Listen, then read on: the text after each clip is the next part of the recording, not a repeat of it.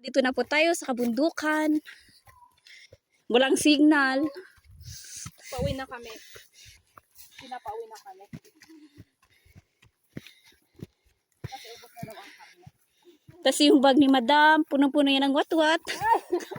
Pangkulutan to. Hanggang bukas. Pa-sponsor naman po dyan. Baka may mag-sponsor po.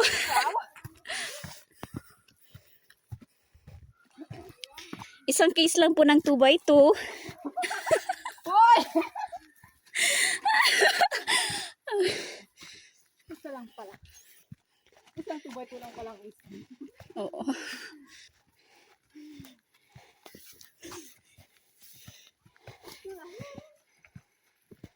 Mabati.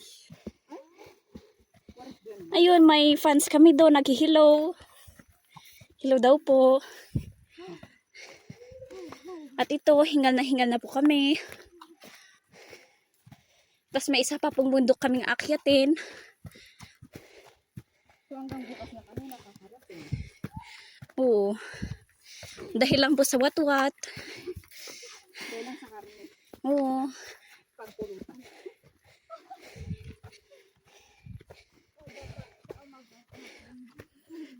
Umaga tanghali. Ikaw ba naman kasi ay nakakatay daw ng baka, kalabaw, baboy? Wow! Siyempre, siyempre pupunta ka, di ba? Wala po kaming magawa kasi puro kami tambay. Oo nga, wala kaming trabaho. Puro kami tambay. Hindi pa.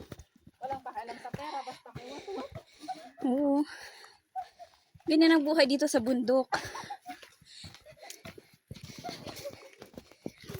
Isa mo mo mas